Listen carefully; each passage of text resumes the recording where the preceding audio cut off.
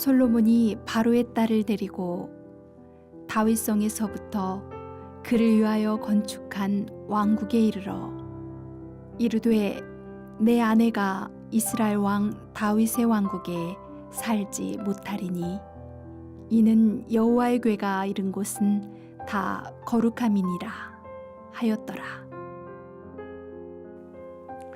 옛날 태국의 왕들은 자신의 왕국에 있는 어떤 사람을 파멸시키고자 할 때 흰 코끼리를 그 집에 보냈다고 합니다. 태국에서 흰 코끼리는 신성한 동물입니다.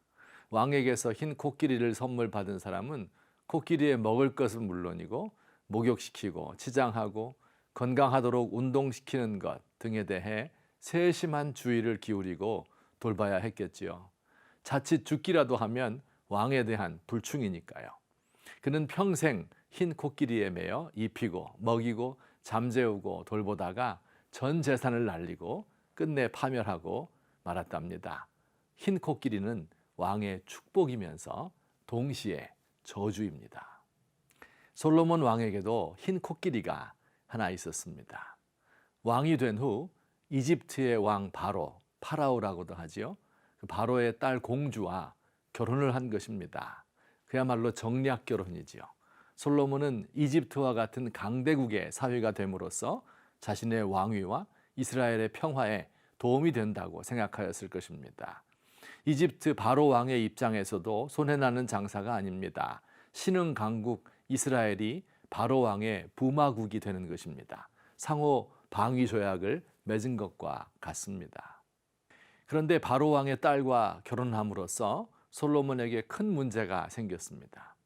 솔로몬은 그녀를 위하여 왕궁을 따로 지어주었는데 그 이유에 대하여 이렇게 설명합니다. 내 아내가 이스라엘 왕 다윗의 왕궁에 살지 못하리니 이는 여호와의 궤가 이룬 곳은 다 거룩함이니라 하였더라. 무슨 뜻입니까? 우상을 섬기는 이방 여인 바로 왕의 딸이 하나님의 성전이 있는 도성에 살 수 없어서 좀 떨어진 곳에 또 하나의 궁을 지었다는 말입니다. 하나님의 택함 받아 왕이 된 솔로몬이 자신의 왕위를 지키기 위하여 이집트의 도움을 받은 것은 두고두고 화근이 되었습니다. 그는 늘 이집트를 의식하며 살아야 하였습니다. 하나님과 이집트의 신이 불편한 동거를 하고 있는 것입니다.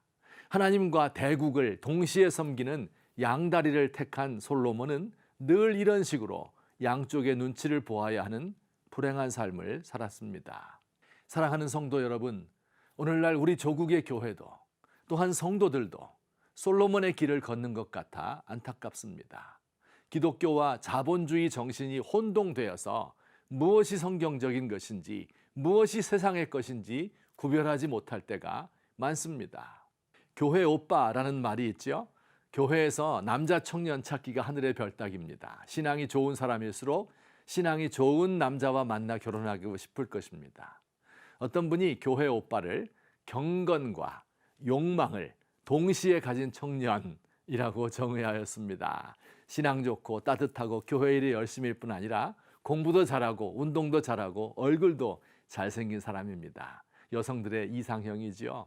말로는 경건한 남자를 찾는 듯 하지만 실제로는 많이 가지고 잘난 남자 혹은 여자와 결혼하고 싶어 합니다. 부모들은 자녀를 위해 기도할 때 경건과 욕망을 동시에 위하여 기도합니다.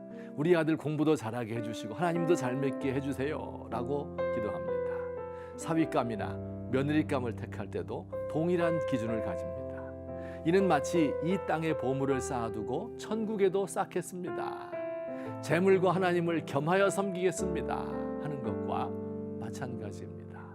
마귀가 한국교회에 준 흰 코끼리는 무엇입니까? 마귀가 성도들의 가정에 준 흰 코끼리는 무엇입니까? 하나님, 저는 하나님과 재물을 섬기는 두 마음을 품고 있어 정함이 없는 삶을 살고 있습니다.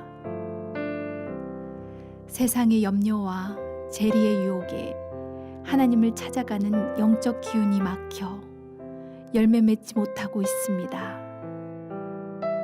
하나님이 주시는 영광과 세상의 영광을 다 차지하려는 욕심을 버리게 하시고 좁은 길 진리의 길을 따라가게 하소서.